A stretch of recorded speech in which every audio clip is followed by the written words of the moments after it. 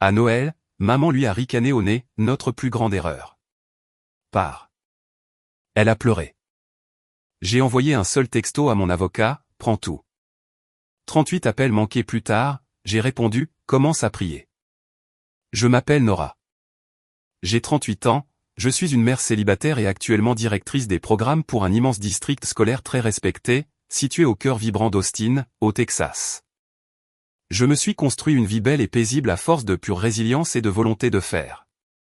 Mais bien avant de devenir tout cela, avant d'apprendre à forger ma propre armure, je n'étais rien de plus que l'enfant secondaire et invisible vivant dans une banlieue de Boston digne d'une carte postale.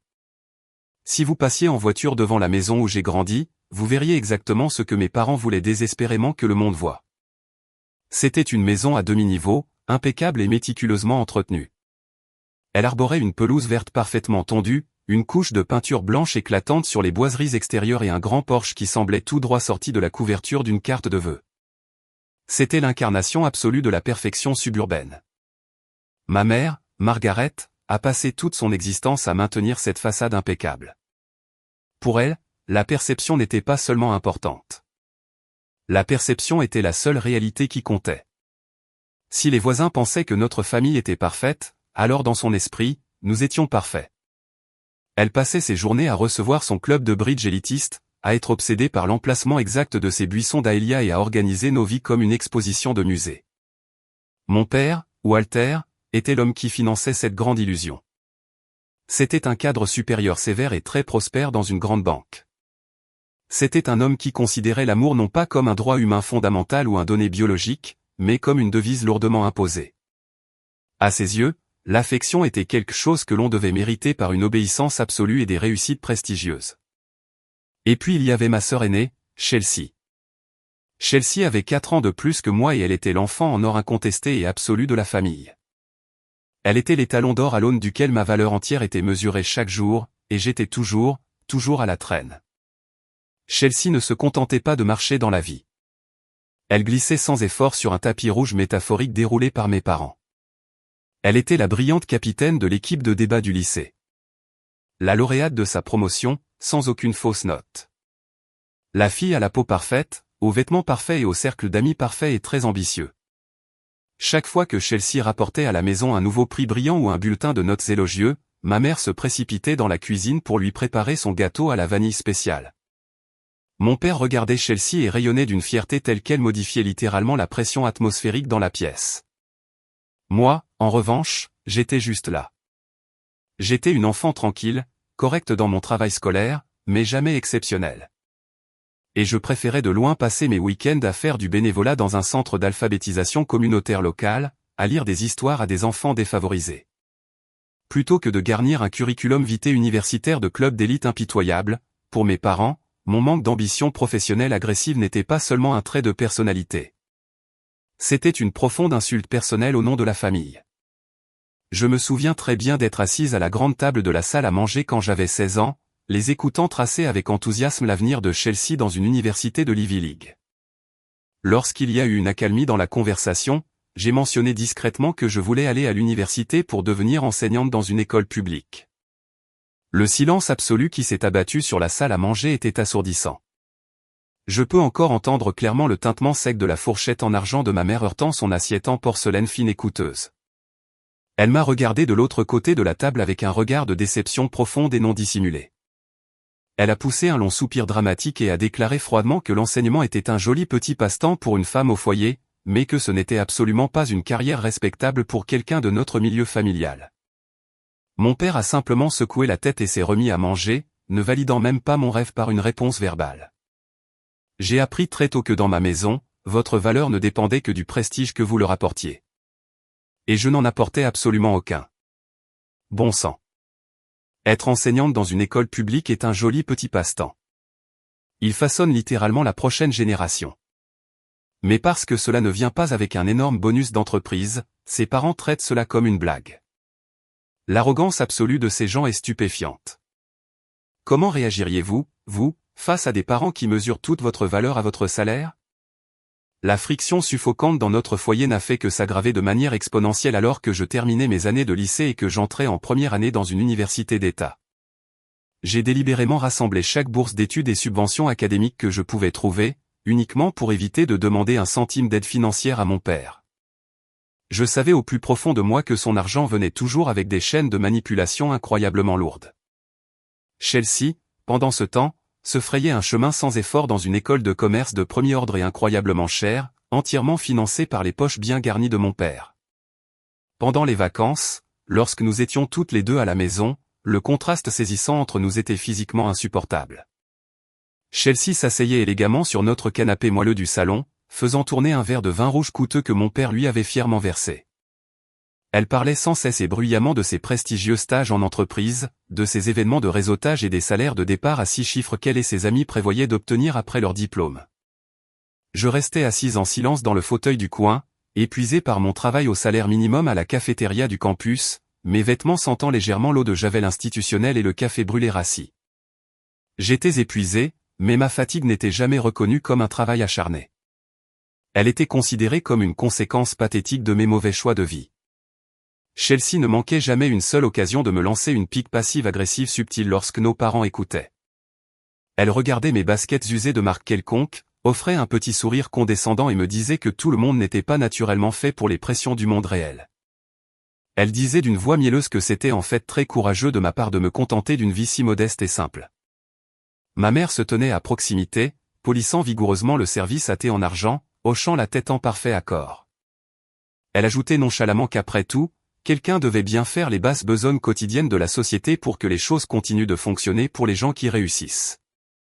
Mon père s'asseyait dans son fauteuil inclinable en cuir, se cachant derrière son journal financier, offrant un faible grognement d'approbation silencieuse à leurs évaluations cruelles. C'était une mort psychologique par 1000 petites coupures de papier. Ils ne me battaient pas physiquement ni ne m'affamaient, mais ils affamaient systématiquement mon esprit. Au fil des ans, ils m'ont agressivement manipulé pour me faire croire que vouloir aider de jeunes enfants à apprendre à lire était en quelque sorte une ambition pathétique de classe inférieure comparée à la maximisation des marges de profit des entreprises. J'ai passé ma première et ma deuxième année à m'isoler complètement. Je me suis jeté de manière obsessionnelle dans mes cours de pédagogie, désespéré de prouver que leur jugement sévère était faux.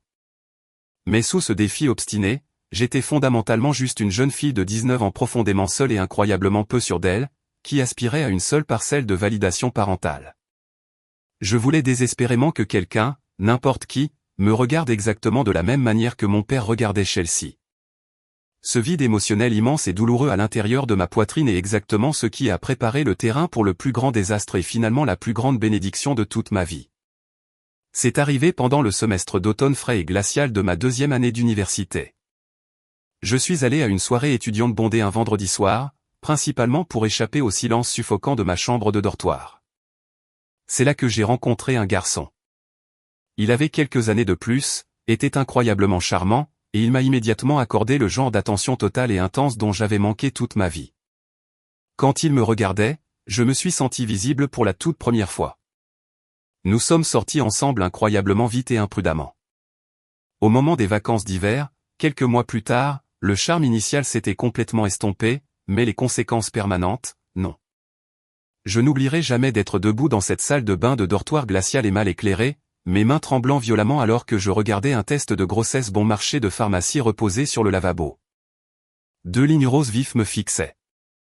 J'avais 19 ans, j'étais complètement fauchée et enceinte. Le garçon plus âgé s'est volatilisé au moment exact où je lui ai annoncé la nouvelle par téléphone. Il a simplement cessé de répondre à mes appels, a discrètement fait ses cartons dans son appartement hors campus pendant le week-end et a disparu comme de la fumée dans le vent. Je me suis retrouvé avec les morceaux d'une réalité brisée. Je n'avais absolument pas d'autre choix que de rentrer à Boston et d'affronter les conséquences inévitables. C'était une nuit de décembre glaciale et enneigée lorsque j'ai demandé à mes parents et à Chelsea de s'asseoir dans le salon formel. L'air dans la maison était épais de l'odeur des aiguilles de pin fraîches provenant du grand sapin de Noël parfaitement décoré dans le coin. Mon cœur battait si fort contre mes côtes. Je pensais sincèrement qu'il pourrait me fendre la poitrine. Quand j'ai finalement réussi à prononcer les mots, leur disant que j'étais enceinte, la réaction de ma famille n'a pas été le choc, et ce n'était certainement pas l'inquiétude. C'était une rage pure et explosive. Le visage de mon père est instantanément devenu d'un rouge cramoisi profond et dangereux. Il s'est levé d'un bond et a frappé si violemment du poing sur la table basse en verre que j'ai cru que le verre allait se briser en 1 million de morceaux. Il a hurlé à plein poumon que j'étais une idiote imprudente, que je gâchais toute ma vie, et surtout, que je traînais leur réputation familiale impeccable et soigneusement construite directement dans la boue. Ma mère ne s'est pas précipitée pour réconforter sa fille adolescente terrifiée. Au lieu de cela, elle a commencé à arpenter la longueur du tapis d'Orient, pleurant hystériquement, non pas par peur pour mon avenir, mais par panique absolue face au ragot du voisinage. Elle n'arrêtait pas de répéter, demandant ce que le club de bridge dirait, ce que les voisins penseraient de cette honte absolue. Chelsea s'est juste appuyée nonchalamment contre le cadre de la porte en acajou, les bras croisés serrés sur sa poitrine, un sourire écœurant de suffisance se dessinant sur son visage. Elle avait l'air profondément vengée, comme si mon échec massif prouvait enfin sa supériorité absolue une fois pour toutes. Mon père a froidement énoncé les conditions finales. Je devais soit interrompre la grossesse immédiatement, soit faire adopter l'enfant discrètement dans un autre état. Si je choisissais de garder le bébé, j'étais complètement morte pour eux. Quand je me suis levée, les genoux s'entrechoquant, et que je leur ai dit d'une voix tremblante et les larmes coulant sur mon visage que je gardais mon enfant, ma mère m'a tourné le dos sans un mot. Mon père a simplement pointé un doigt rigide vers la lourde porte d'entrée en chêne et m'a dit de sortir de sa maison. Je suis montée, j'ai rempli un unique sac de sport en toile avec quelques pulls chauds et mes lourds manuels scolaires. À 19 ans, enceinte et entièrement seule au monde, je suis sortie de cette maison de banlieue parfaite et j'ai pénétré dans la nuit glaciale d'hiver.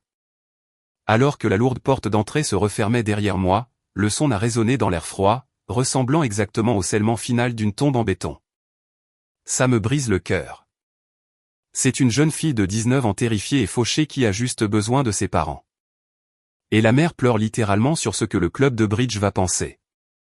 Et le père la jette simplement dehors dans la neige glaciale. Ça m'a fait rire, vraiment, mais d'une manière qui me donne envie de hurler. Ils n'aimaient pas Nora. Ils aimaient l'image parfaite qu'elle était censée compléter. Ma belle-fille Maya est née par un matin de juillet étouffant et humide. Il n'y avait absolument aucun ballon brillant attaché aux barrières de mon lit d'hôpital. Il n'y avait pas de grands-parents anxieux et excités arpentant la salle d'attente. Pas de tante tenant de coûteux ours en peluche prête à accueillir la nouvelle vie. La petite chambre d'hôpital sentait fort le nettoyant antiseptique industriel pour sol et ma propre sueur terrifiée et épuisée. C'était juste moi, assise dans le lit stérile, serrant un minuscule nourrisson braillard contre ma poitrine. J'ai enfoui mon visage dans le doux duvet de ses cheveux de nouveau-né et j'ai murmuré une promesse féroce et inébranlable dans la pièce silencieuse. Je lui ai promis que nous allions nous en sortir, que je construirais une forteresse massive et impénétrable autour d'elle, et qu'elle ne sentirait jamais la piqûre froide du rejet avec lequel j'avais grandi. Les années suivantes de ma vie ont été une véritable leçon de maître en survie brute, non filtrée et brutale. J'ai vécu dans un studio exigu, plein de courants d'air, d'une seule pièce, situé à la périphérie de la ville, loin des pelouses manucurées de mon passé. Les murs étaient fins comme du papier. La plomberie faisait un bruit agressif dans les murs, et le chauffage en hiver fonctionnait à peine assez pour empêcher le givre de se former à l'intérieur des fenêtres. J'ai survécu strictement grâce à l'aide gouvernementale, à ce qui me restait d'aide financière universitaire, et aux maigres $200 par mois que je parvenais à réunir en donnant des cours particuliers de mathématiques et d'anglais à des lycéens en difficulté. Pendant que Maya dormait profondément dans un berceau d'occasion, donné, poussé juste à côté de mon petit bureau. J'ai ravalé chaque once de ma fierté pour nous maintenir à flot. Je mangeais régulièrement les restes de nourriture jetés de la cafétéria universitaire où je travaillais, uniquement pour pouvoir me permettre d'acheter le lait maternisé de première qualité, riche en nutriments, pour son corps en pleine croissance. Je passais 5 soirs par semaine à étudier sans relâche pour mes examens de certification d'enseignement, jusqu'à ce que mes yeux brûlent larmois. Poussé uniquement par des paquets de nouilles ramen à 99 centimes et la volonté terrifiante d'une mère désespérée qui sait qu'il n'y a absolument aucun filet de sécurité financier ou émotionnel sous elle. Si je tombais, Maya tombait avec moi. L'échec n'était tout simplement pas une option qui existait dans mon univers. À travers tout cela, Maya était mon ancre absolue vers la santé mentale. C'était une enfant brillante et profondément observatrice qui semblait comprendre intuitivement notre situation fragile. Elle n'a jamais fait de crise pour des jouets en plastique coûteux dans les rayons des magasins. Elle était parfaitement heureuse assise sur le tapis usé, dessinant des images élaborées au dos de mes vieilles notes de cours universitaires avec une boîte de crayons de couleur cassée et dépareillée. Mais le silence total de ma famille à Boston était assourdissant. Pendant les 5 premières années de la vie de Maya, il n'y a eu absolument aucun contact. Aucune carte d'anniversaire n'est arrivée par la poste, aucun appel téléphonique pour les fêtes, aucune demande pour savoir si nous étions même en vie. J'étais effectivement un fantôme pour eux. J'essayais constamment de me dire que j'étais bien mieux sans eux, que la pauvreté honnête dans laquelle nous vivions était infiniment plus saine que la richesse toxique et conditionnelle que j'avais laissée derrière moi. Mais le profond ressentiment s'est lentement durci en un œuf froid et lourd au fond de mon estomac. Les choses ont commencé à changer radicalement lorsque Maya a eu 12 ans. Elle devenait une jeune fille brillante et très sensible, se classant constamment en tête de sa classe de collège, avec un amour profond et passionné pour la lecture de romans épais et l'écriture de ses propres histoires créatives. Et comme tous les enfants de son âge, elle a commencé à reconstituer activement le monde qui l'entourait.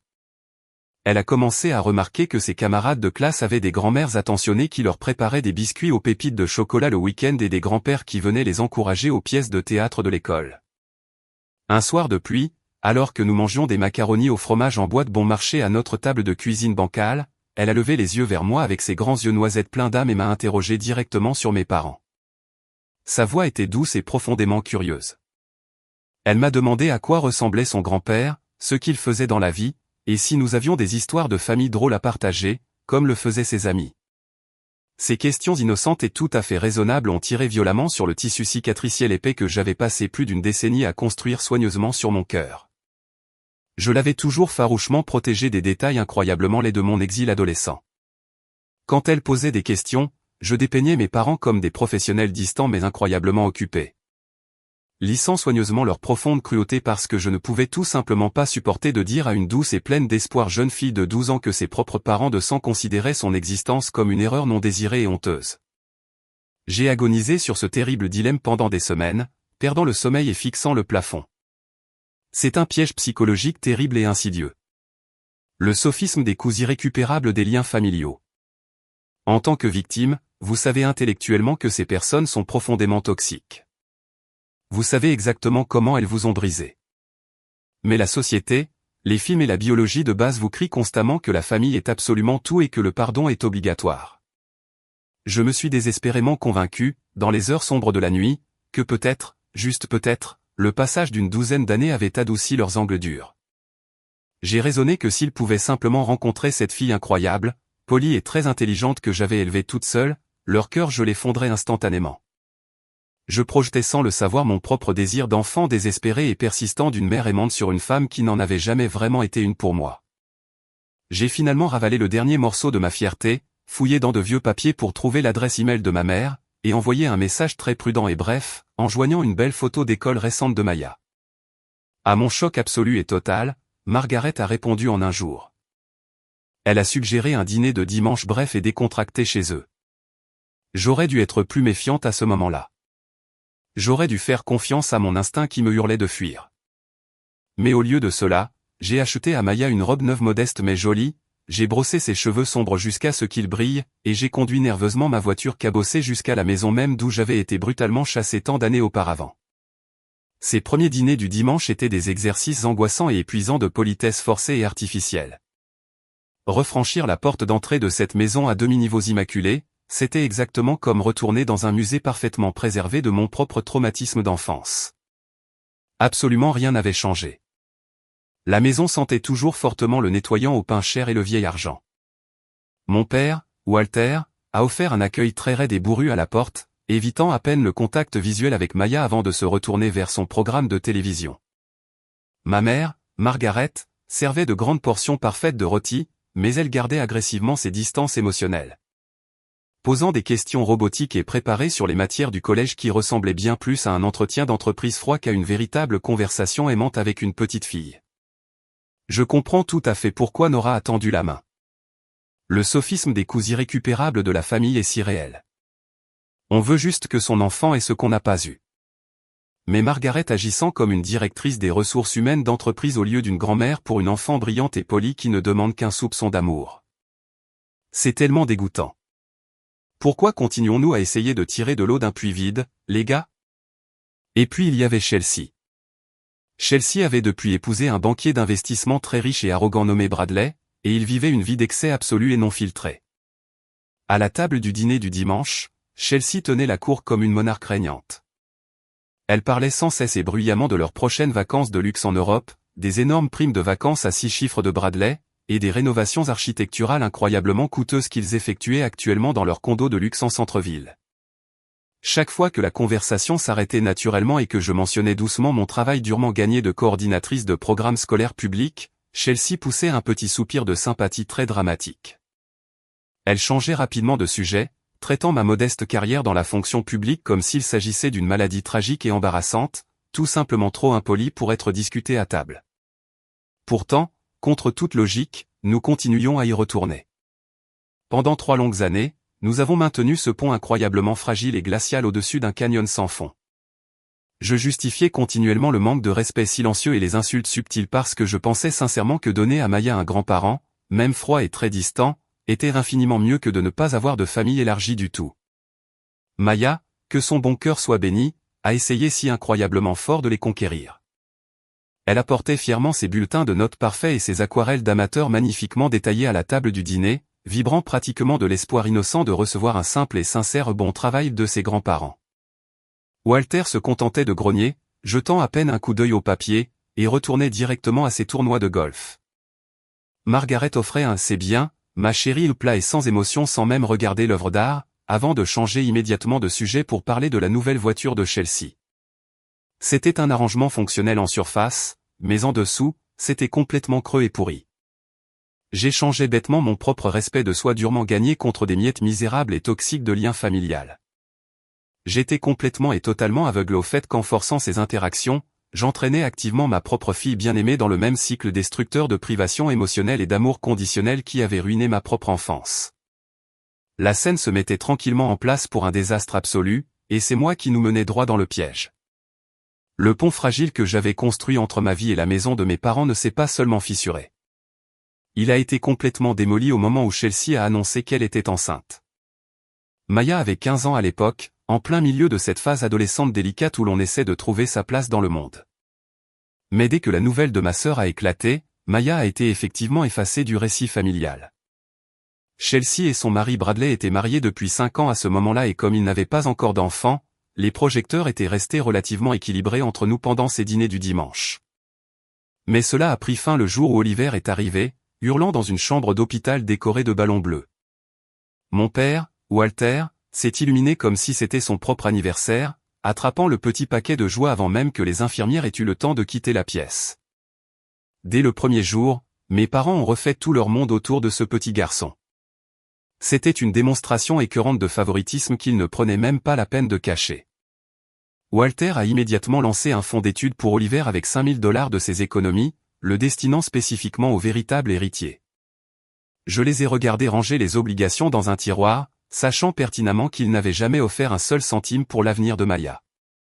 Ma mère, Margaret, n'était pas meilleure.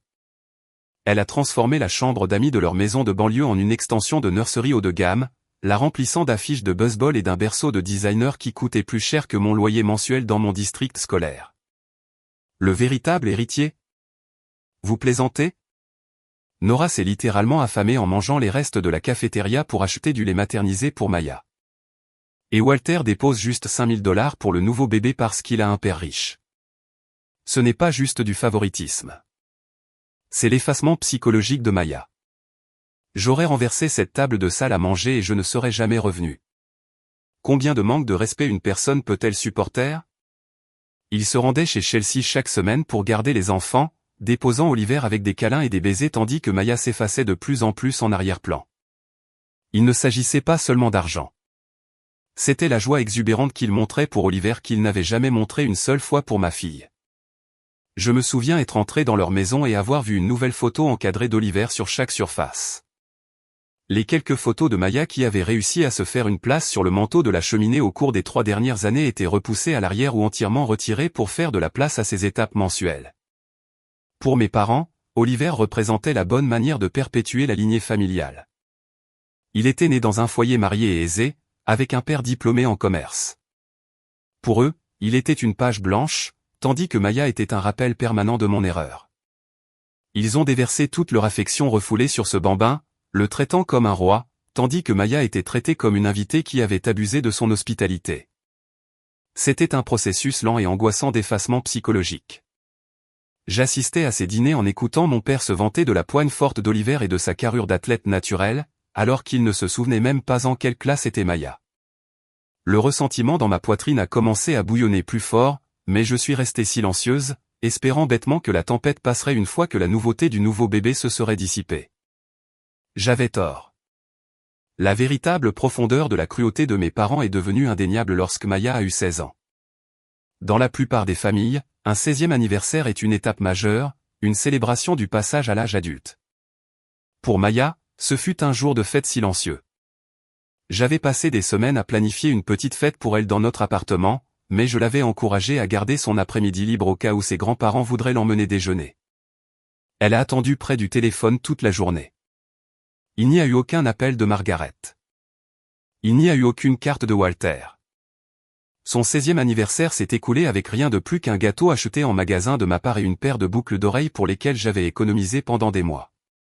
Quand je l'ai vue assise sur le sol de notre salon, serrant ses genoux et fixant son téléphone d'un air abattu, mon cœur s'est brisé en 1 million de morceaux.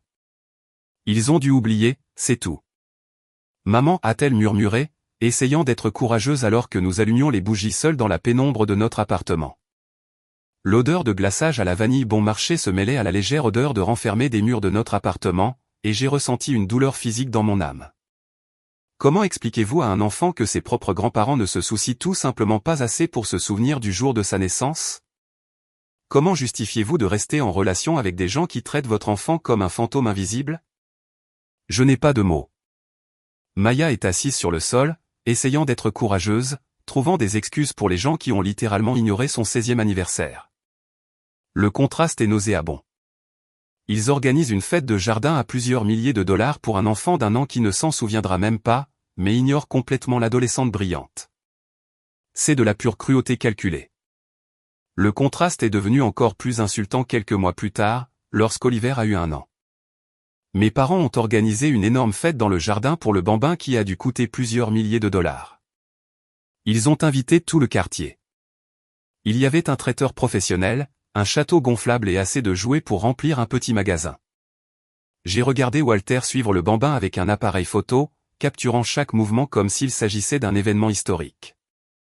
Maya se tenait à l'écart, essayant de se rendre utile en ramassant les papiers cadeaux jetés, mais personne ne l'a remercié. Personne ne l'a même regardé. Peu de temps après, Maya a remporté la première place à un concours régional de rédaction. Son histoire était un texte profondément émouvant sur les secrets de famille et la quête d'identité. Elle a gagné une belle plaque en bois que nous avons fièrement placée sur notre étagère. Quand elle l'a apportée au dîner du dimanche pour leur montrer, Margaret a à peine levé les yeux de son assiette. « C'est bien, ma chérie », a-t-elle dit en pleine bouchée avant de se lancer immédiatement dans une histoire de 5 minutes sur la dernière vidéo de la garderie d'Oliver. Chelsea hochait la tête, faisant défiler des emails sur son téléphone, intervenant occasionnellement pour parler du talent athlétique naturel d'Oliver. Aucune question n'a été posée sur l'écriture de Maya. Aucune fierté n'a été montrée pour son feu intellectuel. Telle était la réalité quotidienne de ma fille. J'ai vu la lumière s'éteindre lentement dans ses yeux pendant ces soirées, et j'ai réalisé qu'en essayant de lui donner une famille, je lui offrais en fait une place au premier rang de son propre rejet. Au moment où Maya a eu 17 ans, les dîners du dimanche avaient évolué en une forme de torture rituelle. Le plan de table à lui seul était une arme psychologique. La grande table en acajou de la salle à manger formelle de mes parents était toujours dressée pour 6 personnes. Margaret et Walter s'asseyaient aux extrémités de la table. Chelsea et Bradley encadraient la chaise haute d'Oliver au milieu, créant un mur solide de l'unité familiale préférée. Et puis il y avait la place de Maya. Ma fille était reléguée à une chaise pliante coincée dans le coin près du mur, équilibrant son assiette sur ses genoux car il n'y avait tout simplement pas de place à la table principale. J'étais assise sur la seule chaise restante, me sentant comme un fantôme à ma propre réunion de famille. Je regardais Maya murmurer doucement passer les petits pains, s'il vous plaît, mais mon père la regardait à peine, trop occupé à mettre des petits pois dans la bouche d'Oliver et à roucouler sur le fait qu'il allait devenir grand et fort. L'air dans la pièce était toujours chargé d'une tension spécifique. Chelsea faisait souvent des commentaires pointus sur les difficultés du système scolaire public, sachant très bien que j'y travaillais, tout en se vantant de l'école maternelle privée d'élite pour laquelle ils avaient déjà mis Oliver sur liste d'attente. Un soir, Bradley, le mari de Chelsea, a commencé à parler de l'importance de l'héritage et des lignées. Il m'a regardé droit dans les yeux et a dit que c'était dommage que ma branche de l'arbre généalogique ait commencé sur des bases si fragiles. J'ai vu Maya tressaillir à table. Ma mère ne m'a pas défendu. Mon père ne lui a pas dit de surveiller son langage. Au lieu de cela, Walter a juste grogné en signe d'accord et a dit qu'au moins maintenant la famille avait un héritier digne de ce nom en Oliver pour porter le nom. L'implication était claire comme de l'eau de roche. Maya était une note de bas de page, une erreur qui ne comptait pas dans l'héritage familial. Le ressentiment en moi ne bouillonnait plus.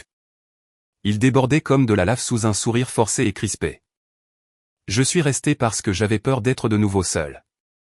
Je suis resté parce que je pensais être forte en endurant cela pour le bien du lien de Maya avec son histoire. Mais cette nuit-là, alors que nous rentrions en silence, Maya m'a demandé si elle était contagieuse. Je lui ai demandé ce qu'elle voulait dire, et elle a répondu, « Tante Chelsea me traite comme si j'étais une maladie qu'elle ne veut pas qu'Oliver attrape. » C'est à ce moment-là que le barrage a commencé à se fissurer. Je ne savais pas encore que toute la structure allait s'effondrer quelques semaines plus tard, la veille de Noël. La période précédant cette dernière veille de Noël fut un tourbillon d'épuisement et d'espoir mal placé. 3 semaines avant les vacances, une collègue de mon école est entrée en larmes dans la salle des professeurs. Son mari avait été diagnostiqué avec une grave maladie cardiaque et nécessitait des soins 24 heures sur 24. Elle était de service pour la période des fêtes, avec des piles interminables de dissertations de rattrapage et la préparation administrative pour le nouveau semestre. Sans même y penser, j'ai proposé de prendre ses services. En tant que mère célibataire qui s'était battue contre la pauvreté, je comprenais mieux que quiconque la mentalité de la famille d'abord. Mais prendre ses services signifiait que je ne pourrais pas me rendre chez mes parents avant tard dans la soirée de Noël. J'ai fait asseoir Maya sur notre canapé usé pour discuter du plan. À 17 ans, elle était devenue une jeune fille d'une sagesse tranquille, ses cheveux sombres souvent attachés en arrière alors qu'elle se concentrait sur ses candidatures pour l'année de terminale. Je lui ai demandé si elle accepterait de se rendre seule en voiture chez ses grands-parents et de se joindre au dîner pendant que je terminais mes corrections à l'école. Je lui ai dit que je la rejoindrais dès que possible, probablement vers 22 heures ce soir-là. Maya m'a offert ce petit sourire courageux qui me serrait toujours le cœur. « Bien sûr, maman, a-t-elle dit. Ils ont besoin de toi au travail, et ça ira. Je conduirai moi-même. » Elle était si incroyablement gentille, même quand cela lui coûtait. Malgré la froideur qu'elle avait ressentie à chaque dîner ces dernières années, elle a passé les 2 semaines suivantes à se préparer pour les fêtes avec un enthousiasme déchirant. Elle a passé 3 nuits à peaufiner une recette de tarte aux pommes que je lui avais apprise, s'assurant que l'odeur de cannelle embaumait tout notre appartement.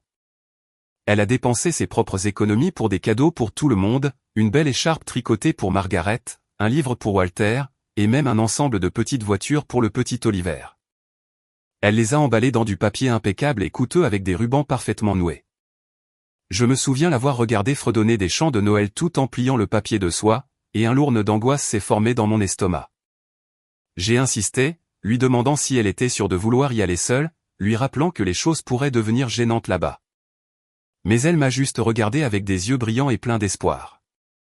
Peut-être que c'est l'année où ils me verront vraiment, maman, a-t-elle dit. J'ai 3 offres de bourse complètes à leur annoncer. Je les serrai fort contre moi, inhalant l'odeur de vanille de sa pâtisserie, priant un Dieu auquel je ne croyais pas que le monde et sa famille n'écraseraient pas cette étincelle en elle. La veille de Noël est arrivée avec un froid mordant et un ciel gris.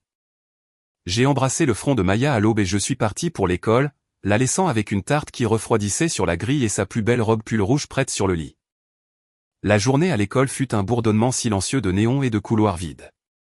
À 18h30, Maya m'a envoyé un texto. Arrivé. La tarte est un succès avec oncle Bradley. J'ai répondu avec un emoji cœur, ressentant un bref et fugace moment de soulagement. Mais ce soulagement fut de courte durée. À 19h45, alors que j'étais assise dans la salle des professeurs vide à corriger une dissertation particulièrement difficile, mon téléphone s'est mis à vibrer avec insistance. 2 appels manqués de Maya. Puis un texto, tu peux parler maintenant? Mon estomac s'est noué. Maya n'interrompait jamais mon travail, sauf en cas d'urgence. Je suis sorti dans le couloir vide et résonnant et j'ai composé son numéro.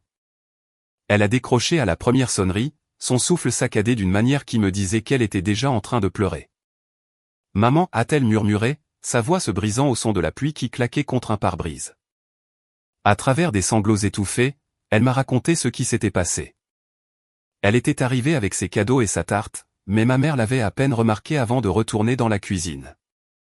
Walter avait pris ses paquets soigneusement emballés avec un grognement et les avait jetés dans un coin. Quand l'appel pour le dîner est venu, la table était dressée exactement comme d'habitude pour 6 personnes. Ma chaise était vide, mais au lieu de déplacer une chaise pour Maya, Margaret l'a regardée et a dit « Tu ne vas pas rester à table sans ta mère, n'est-ce pas? Prends juste une place dans le salon. » Il n'y a pas eu d'excuse, pas de remue-ménage de chaise. Maya a été forcée de manger son dîner de Noël sur le pouf dans le salon pendant que le reste de la famille riait et trinquait à quelques mètres de là. Le point de rupture est survenu au dessert, lorsque le petit Oliver a demandé pourquoi sa cousine mangeait seule. Chelsea l'avait rapidement éloignée comme si Maya était une mauvaise influence. Maya avait tenté une dernière fois de créer un lien, en offrant la tarte qu'elle avait passé des jours à faire. Margaret l'avait repoussé d'un geste de la main, disant qu'il gardait les sucreries pour plus tard, mais le coup de grâce final et brutal est venu quand Maya a décidé qu'elle ne pouvait plus supporter et s'est dirigée vers la porte. Margaret l'avait suivie dans le couloir. Quand Maya a demandé pourquoi elle était traitée comme une étrangère, ma mère n'a pas offert de câlin ni d'excuses. Elle a regardé ma fille droit dans les yeux avec un ricanement et a dit « Tu as été la plus grande erreur de la famille. Tu n'es pas ma petite fille. Sors. » Ma fille était partie en voiture dans le noir, ses sanglots bruts et choqués résonnant à travers le téléphone alors qu'elle me racontait l'histoire. En écoutant Maya pleurer à l'autre bout du fil, quelque chose en moi ne s'est pas seulement brisé. Il s'est reconstruit en un acier froid et dur. La rage qui a déferlé en moi était chaude et implacable, mais mon esprit est devenu d'une clarté terrifiante. Je n'ai pas crié. Je n'ai pas pleuré. Je lui ai dit d'une voix qui ressemblait à de la glace, « Rentre à la maison, ma chérie. Je finis bientôt. Notre Noël commence maintenant. » J'ai raccroché, et pendant un instant, j'ai juste fixé le mur blanc de l'école, les jointures de mes doigts blanches alors que je serrais le bord du bureau. J'ai fourré les papiers restants dans mon sac sans un second regard et je suis sorti de cette école pour la dernière fois cette année-là. Le trajet jusqu'à la maison fut un flou de lumière de Noël rouge et verte striant un pare-brise luisant de pluie. Quand je me suis garé dans notre allée, j'ai vu la lumière du Porsche clignoter, jetant une faible lueur sur les marches saupoudrées de neige. À l'intérieur, l'appartement semblait étouffant de silence. Elle était là, ma belle et brillante fille, toujours dans cette robe pull rouge, recroquevillée en boule sur le canapé. La tarte intacte reposait sur le buffet, sa croûte dorée fissurée comme une promesse rompue. Je suis tombé à genoux à côté du canapé et je l'ai prise dans mes bras. Elle s'est fondue contre moi, son petit corps secoué par des respirations chaudes contre mon cou. Ça a fait si mal cette fois, maman. Elle a étouffé sa voix dans mon épaule.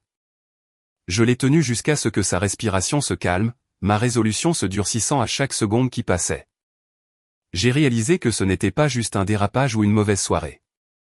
C'était un schéma gravé profondément sur 17 ans de ma vie. Mes parents et ma sœur avaient passé près de 2 décennies à essayer d'éteindre notre lumière pour faire paraître la leur plus brillante. Au lieu de foncer chez eux pour une dispute hurlante qui ne leur aurait donné que plus de drames à raconter, j'ai pris mon ordinateur portable. Mes mains étaient stables maintenant. Je me suis souvenu d'un email d'un chasseur de tête que j'avais reçu il y a 2 mois, un poste de directrice dans un district en pleine croissance à Austin, au Texas. Il offrait un meilleur salaire, des horaires flexibles et la chance de diriger un programme d'écriture créative. Je l'avais mis de côté parce que je ne voulais pas déraciner Maya pendant son année de terminale, mais en regardant son visage endormi, j'ai réalisé que rester ici était le vrai danger.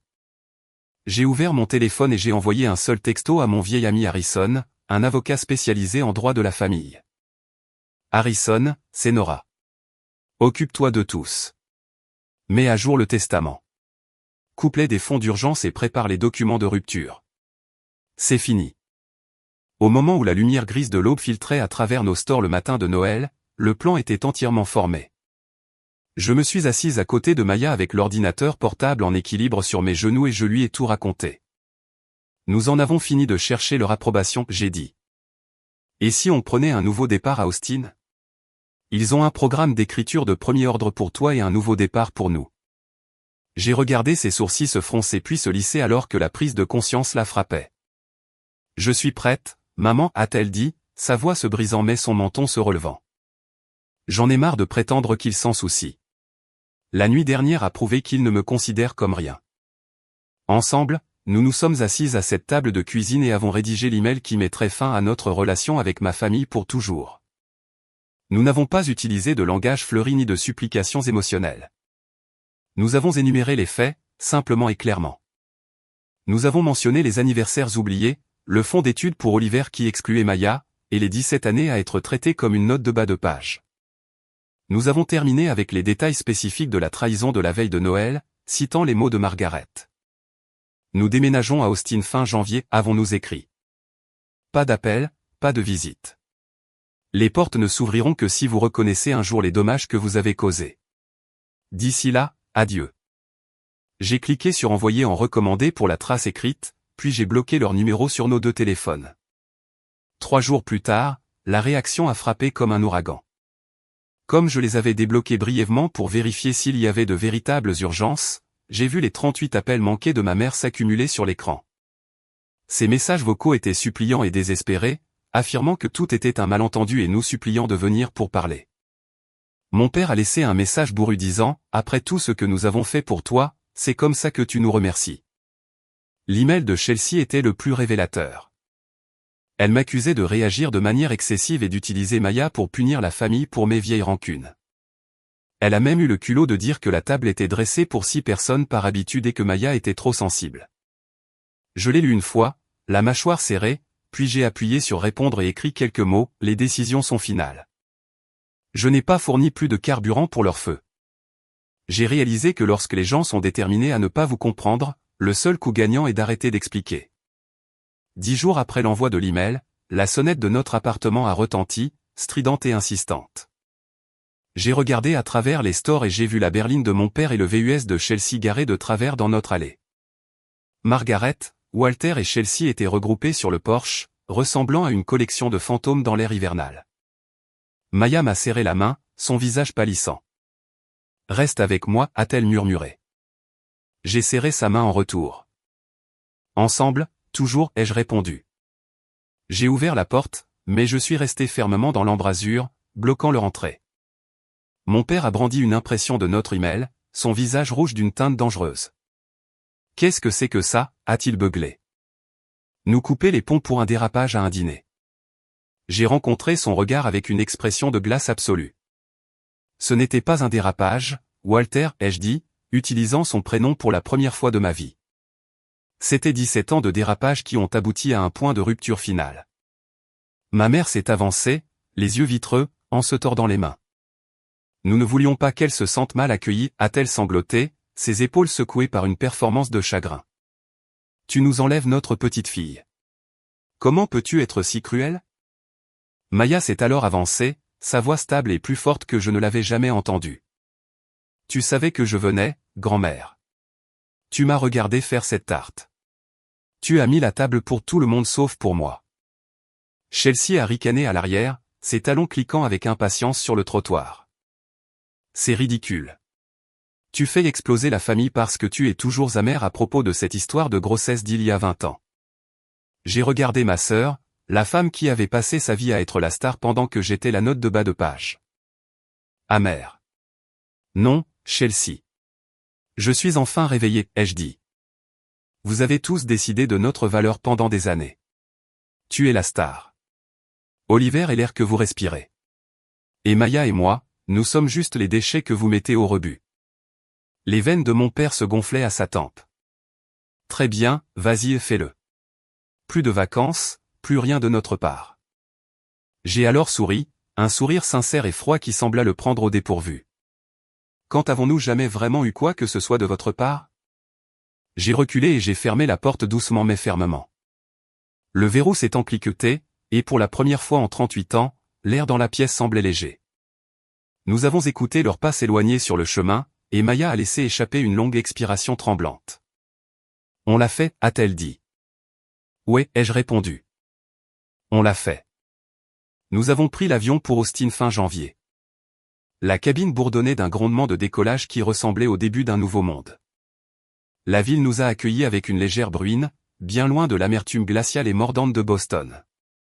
Notre location dans les collines surplombait des étendues verdoyantes, et pour la première fois, notre maison sentait la peinture fraîche et la possibilité au lieu du vieux traumatisme.